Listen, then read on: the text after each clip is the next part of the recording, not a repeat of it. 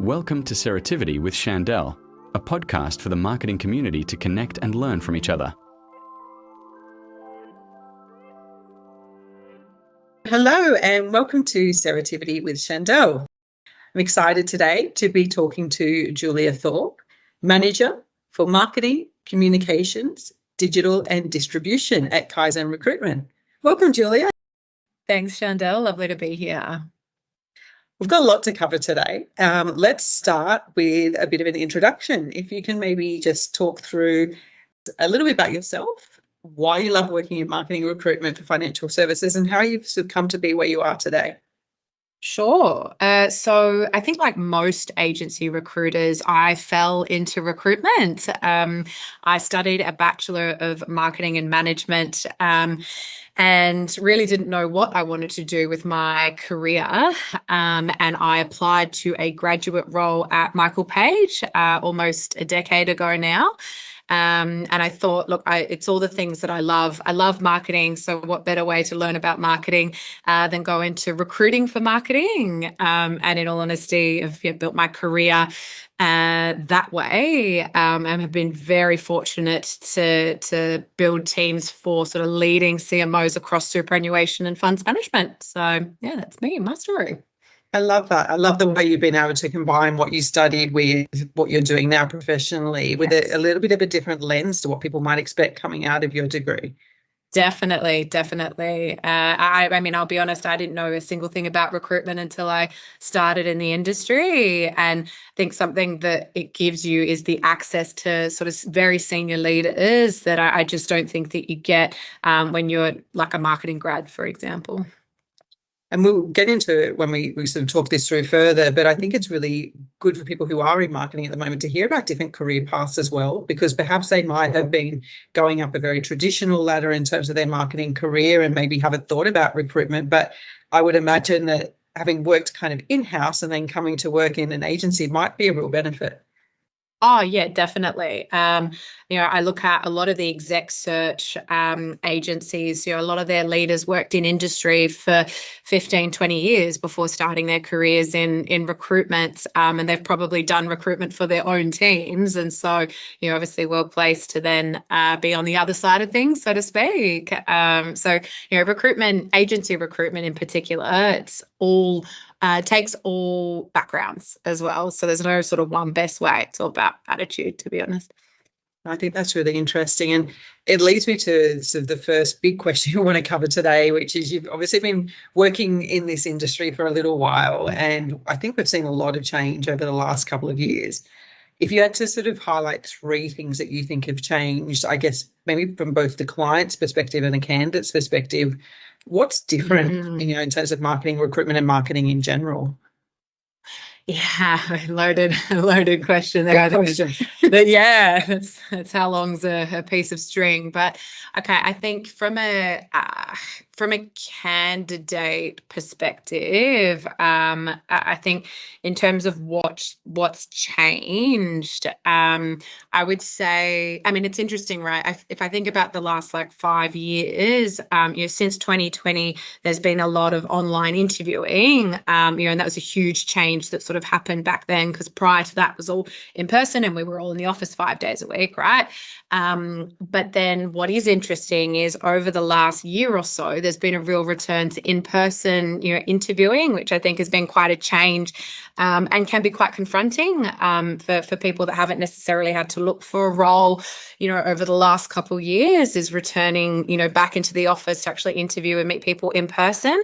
And it probably addresses the other side as well from a client perspective. They want to meet people in person because ultimately that's who you're working with, and it's not enough to meet someone virtually. You really want to get to know the culture, and whether they're going to fit in. And the best way to do that is to meet them in person.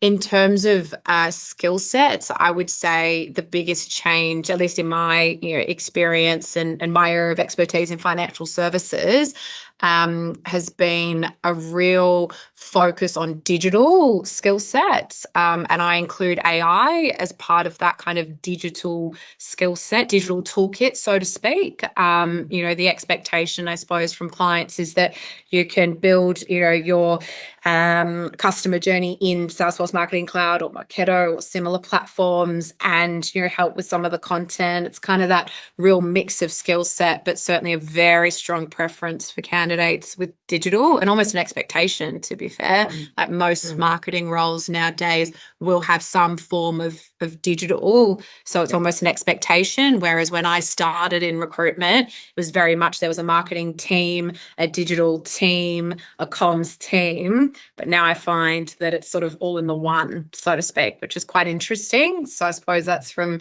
candidate and client side.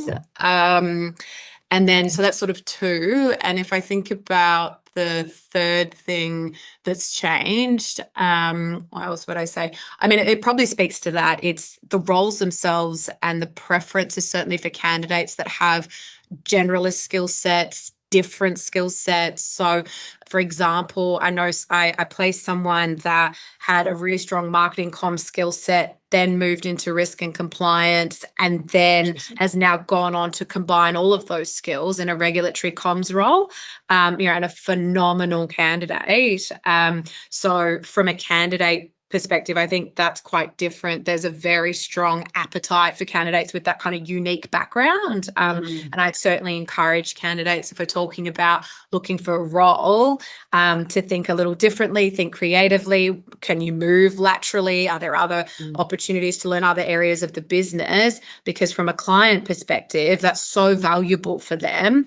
And I'm finding that they're the candidates that are securing the roles, versus perhaps those that have just stayed in just, marketing management for, 10 years or something like that. So it's quite different. Yeah. No. That's interesting. I think it's encouraging for people that want to try different things as well in their career, that you don't have to just stick with one thing. Absolutely. Yes, I honestly encourage anybody who has that opportunity internally to try it. Certainly, that's what secondments are for.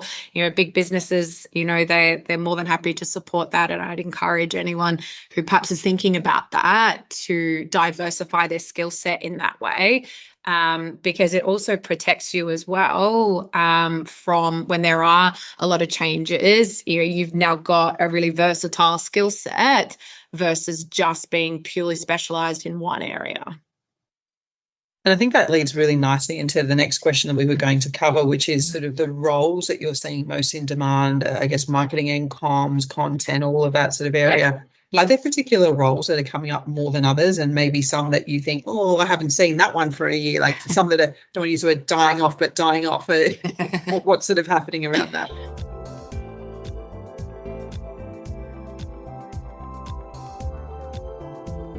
Yeah, I think it's an interesting question. I think that there's definitely less of the local area marketing type roles that we used to find in financial services back in the day. Now, I can't speak for other sectors though, and that would be different. But I would say in terms of the roles now, I would say your generalist marketing manager is still highly valued. So that means someone that can, load content on the website, run events, deliver all the lead generation campaigns. Like that's still very much in demand. So that generalist skill set that I was speaking about before.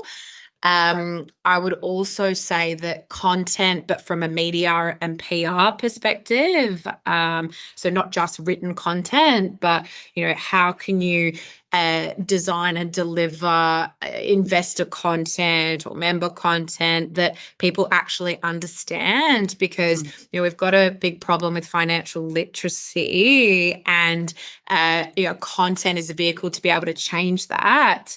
But there's no point in releasing content if your audience doesn't understand it. So a lot of the metrics now are around, okay, did people actually read it and understand, what you're trying to say? say. So I think anyone with, experience and an ability to articulate that is very valuable, certainly, and something my clients are looking for.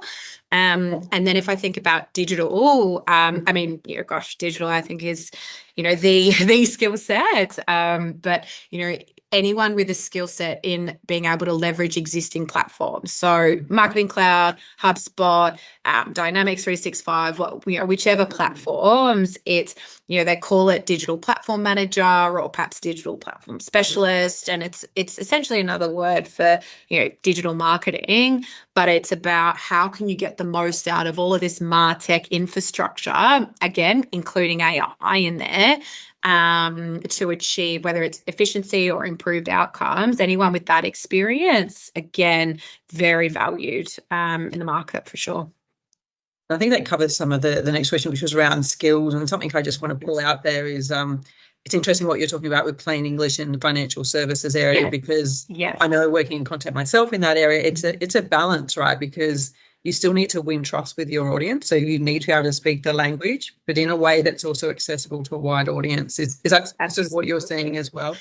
Yeah, 100%. I think that, and I would say, if not more so given, what's happened recently in the media, it's been well documented around some of the challenges and the results of what happens when, there isn't, those checks and balances, right? And it isn't written in plain English, and, there are those documented challenges. So yeah, that's, I suppose, what I'm talking about when it comes to delivering, not just sort of content for content's sake, that there's another marker for, is this successful, that it's actually been sort of read and understood by your audience. And is there much call for video content coming up? Because I know that's something I was speaking with a potential client about the other day, just making sure that's not just written word all the time, but video and audio and podcasts. Yeah, absolutely. I mean, I know it's a platform that I suppose is being leveraged by some of my clients, but not all. But if we look at TikTok, right, and the amount of engagement that, and the amount of time that a client base or member base is spending on platforms like that are video platforms, right? 100%. There's a huge appetite for talent with that experience and, sort of creative roles. So video, podcasts, it's all another way of how do you then, disseminate that content, right? And make it sort of, of interest, rather than the days of long form sort of content that I think are probably not as popular as a 90-second or 30-second video. Definitely, yeah. Attention spans are short, right? Yes, very much so. Getting to the point. Definitely, yes. Perfect.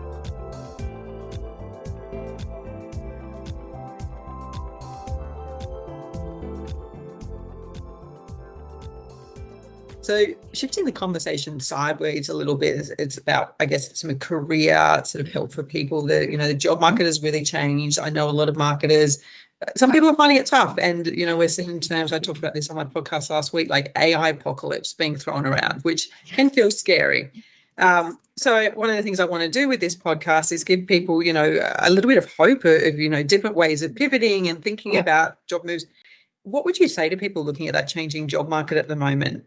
People working in marketing and financial services, what would you say? Definitely. I think so. There's probably a few things I'd say.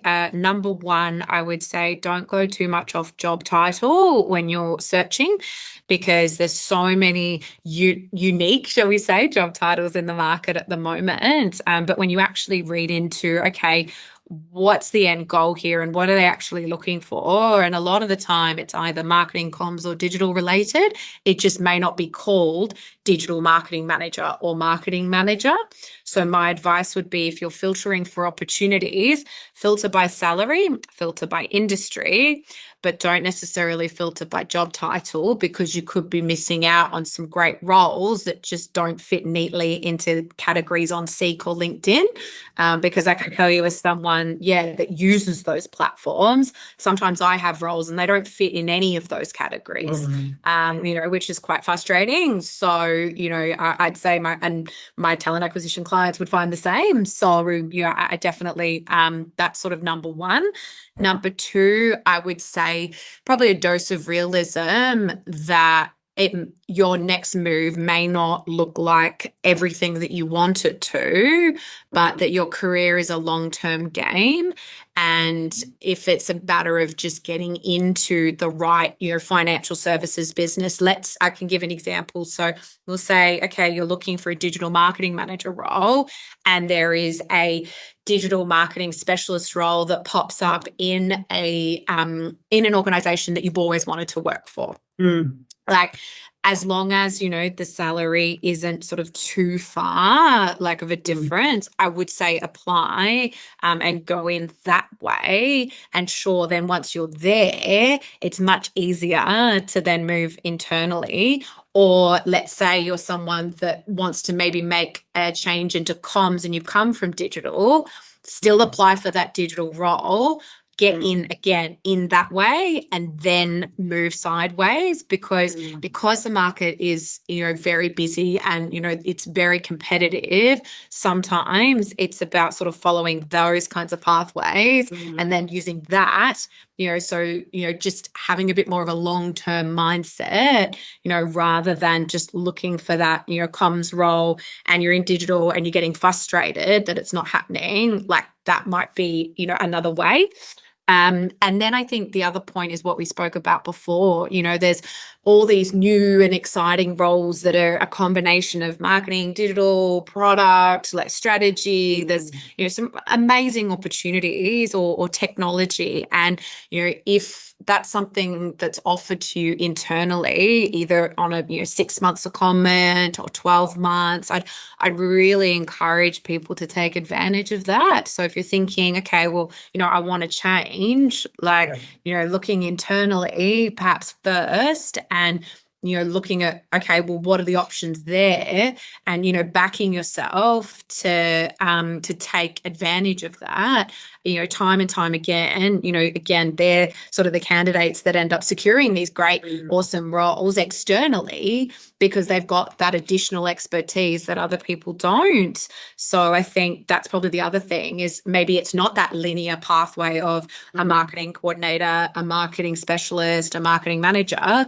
It might be marketing coordinator, marketing specialist, marketing AI specialist, digital this, and then, that way. I think that's probably something as well, like just being open to a non-linear career path can really set you up for success and, maybe create something that you hadn't even thought of. They're great insights, and it tracks for me with what I've done in my career. I know one of the projects I put my hand up for once was GDPR implementation as the marketing representative. Yes. But in the end, it was just this great extra skill set that I was able to add to my CV, and a different way of looking at marketing and privacy and all of those different elements. And sometimes those opportunities that come up internally, you might not realize how much of an impact they're going to have on your career, but they really do. So I think you're right, just taking opportunity. One thing I would ask you, though, I know this happens for a lot of marketers. They might apply, say they've come from a manager role and they might apply for the specialist role, and the feedback they get before they even get to interview is, you have too much experience. You're going to be bored. We've all heard it. Tips you give people to kind of just overcome that initial barrier when they know full well, no, this is where I really want to work. Please give me a shot. Yeah, I think if you're just relying on applying via Seek or LinkedIn, there are certainly other things that you can do to really set yourself up for success, to avoid that question, because usually where that comes from is a natural assumption that someone on the other side might be reading a resume and go, okay, yep, too senior for this role. So my advice, if you're interested in a particular business, would be, okay, are there networking things that they are running? Or, a lot of those organizations will either host networking things, or, those leaders will be at various networking programs, and there's lots of them in financial services, including, sort of Women in Super and, Mentor Walks and a few others that are well known. So I think that's a real key, because you're building relationships with those leaders. And so you're sort of known to them rather than just sort of applying completely unknown, like without getting an opportunity to speak to someone, to articulate, look, and there's lots of reasons why people look for a new role. It's not always about career progression. It might be that, you want to take a step back to do other things or family or whatever it might be. But I think just having that on your side as well, alongside the application, it just helps as much as possible. Yeah, avoid that frustrating feedback of, oh, look, too senior. But ultimately, it really depends on the business. Like, sometimes you can do, you can do all of those things, and, it just comes down to the manager and what they're looking for. But I would say that's probably my hidden trick is to network in the space that you want to be in. Where do they hang out? Like, and, make yourself visible and known. And again, that will help. Yeah. Rather than just applying via sort of Seek and LinkedIn and being one of, 300 applicants, let's say. It opens a conversation, doesn't it? Yeah, exactly. Yeah. And I know from personal experience before, I've managed someone who was actually far more senior than me in marketing, but she'd chosen to take a step back. She was wanting to work part-time, wanting to have some time for other things. And it was such an asset to have her in my team, because I saw her as such a valued colleague and 100%. Mentor to me as well. So it was an interesting relationship, and it worked really well. Absolutely. Yeah. Minded. Yeah. 100%.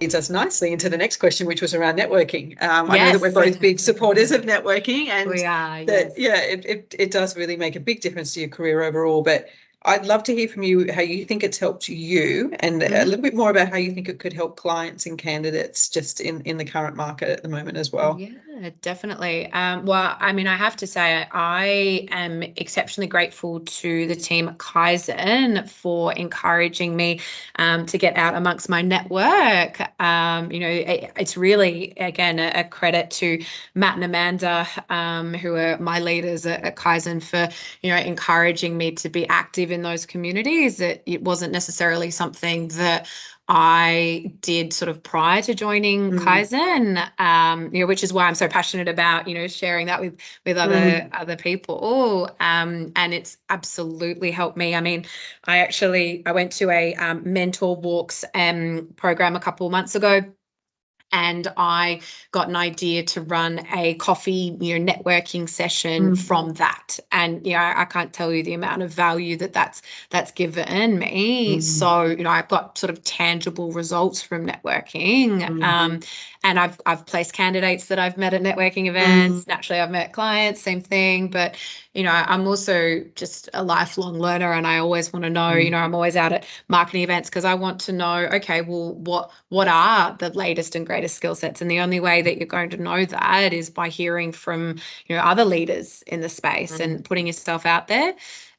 So I think for candidates, I mean, the obvious one is that, if you're looking for a role, yes, but networking is, it's more than just recruitment. It might be just having someone to bounce an idea off. Maybe you've got a problem at work and, there's no one necessarily that you can talk to. That's the other piece about networking. It's community, right? That you can build. And I would say, I mean, it's probably candidate and client, to be fair. And I also think, like I said, it's about, okay, well, what are, we get so focused on our day job and, so like we're all so busy that sometimes it's really nice to just zoom out and hear from other leaders and what they're doing and how you might be able to integrate some of that into your business, and just, the benefit that provides. And collectively, right, all boats rise in a high tide. If we all shared a little bit more, then we're all, going to improve. And isn't that, the ultimate goal, right, of networking? Absolutely. So I think that's probably what I'd say on that. And I think I'm thinking about clients, I'm thinking about what you were saying before about job titles sometimes being not quite what candidates are expecting. Bringing people together into a room means people are speaking a common language. So for clients, they can be hearing, this is the sort of job title someone's looking for candidates. Likewise, they can be hearing from clients. And it just means that we all understand each other a little bit better, right? Exactly. It opens up doors. Yeah, absolutely. And, it's like, I'm not sure, you could apply it to a friendship where you sort of are maybe a little bit vulnerable with your friend, and then that encourages them to be vulnerable back, and you build this really great, relationship, and you sort of just address things, and, again, things seem a little bit easier because you've got someone to kind of talk to and talk about things. And that's the point, right, of networking. It's not just something to do when you're looking for a role. And that's probably the other thing I'd say is that, networking is not, a lot of people come to networking because they go, oh my God, I haven't, built or thought about my network in years, and now I'm looking for a new job, and I've got to sort of start doing this. And I know a lot of my network face that. But then it's sort of acknowledging, okay, like now I've built this network and I've gone to these networking things. That consistency is really important as well. And remembering what others did for you and what it's reciprocal at the end of the day, and what you could do for them too, sort of making sure that you're kind of giving back to that community that has helped you as well, right? So I think that's the other thing. That's so true. I think you need to see it as a bit of a lifelong professional journey, networking. And I've got people that I've known for almost 20 years, and they've come out to support Ceretivity now, which is just, it means so much to me, which is lovely. So you're right. I think even if you are starting today and think, oh God, I've never done the networking thing, I need to start, I think start with the view that it's a long-term gain. Absolutely. And what you put in, might not come back from the person you put it into, but it will come back in another way. Absolutely. We talk a lot in marketing about personal brand, and that's where I think, networking is a really key part of that, right? And it's, I saw XYZ post or saw you at this networking thing, and it's sort of like, okay, and there's, and also, Melbourne more so, but, Melbourne's a village, as is, like everybody knows everybody in the financial services sort of marketing comms community, right? So, again, it's just, it may not be that specific person, or it might be a few months later saying, oh, we had something. I mean, that's how you and I sort of connected somewhat. And then, I'd had something that had come up, and, thought of you, and, we got that sorted. So, I think that's the other thing. No, I 100% agree. And some of the friendships that you make as well. I would just add from a personal 100%. Point of view, some of my great friends have come through networking. Absolutely. 100%. Yeah.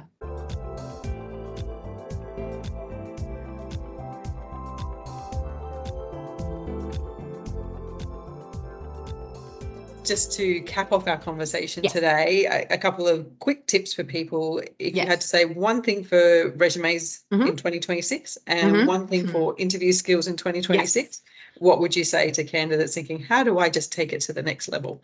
Sure.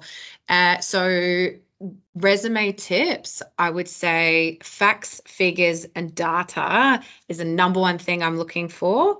So I find a lot of people tend to put a lot of information in the resume. And the thing is, a resume should be, you've got to think about it like a sales pitch or a pitch deck, right, about you. So the biggest thing with that is that they want to know they're hiring you for what you've delivered, not necessarily, what you've been responsible for, right? Because everybody can say, I delivered marketing campaigns. Like, that's not enough. What the clients want to see is, well, you delivered marketing campaigns that achieved, 10 sales qualified leads that ended up with $1 million in conversion, or, whatever it might be. It doesn't have to be obviously that extreme, but, that's what they're looking for. So really targeted, really clear. That's the number one thing I'd say.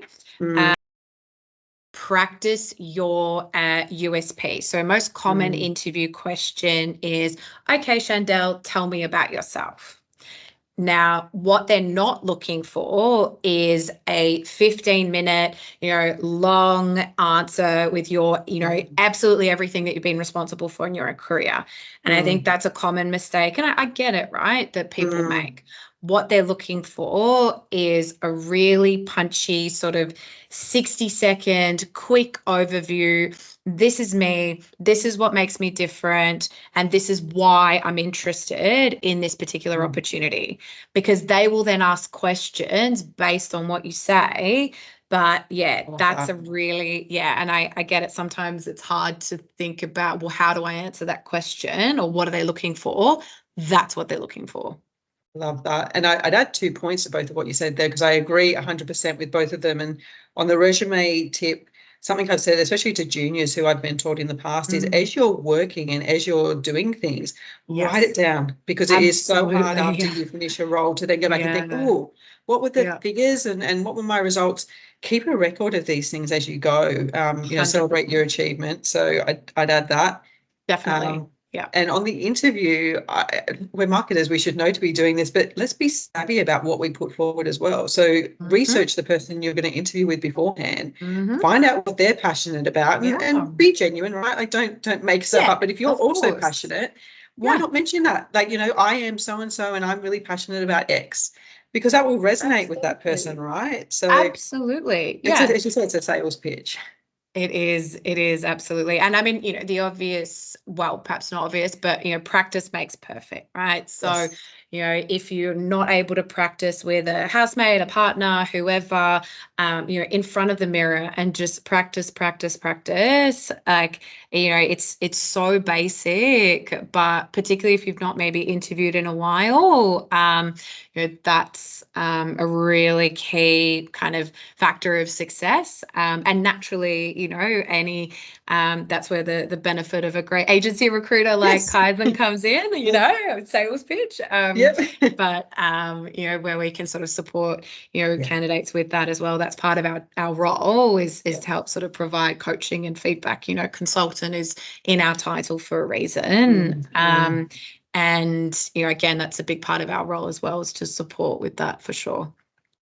So, Julia, if someone wants to reach out to you, be it client or candidate, what's the best way to connect with you? Yes, definitely. So either connect with me via LinkedIn, or otherwise I will list my email and contact number as well. So that's definitely the best way to get in touch with myself and the team. Perfect. Well, thank you so much. It's been great having you on the show today. You've given so many great insights for everyone listening, and I think it's really important to have these positive conversations in what can feel like a really changing job market, but there's still so much opportunity out there, and I think you've really highlighted that for us today. It's my pleasure, and thank you so much for inviting me to be part of the podcast. I really appreciate it. Thanks for joining us today for our episode with Julia Thorpe from Kaizen Recruitment. If you enjoyed today's episode, please like and share, as this helps us to reach more marketers just like you. I'd also love to invite you to email me if you have any suggestions for future topics for episodes, or if you'd like to be a guest on Ceretivity with Shandel. Best way to reach me is shandel@ceretivity.com.au.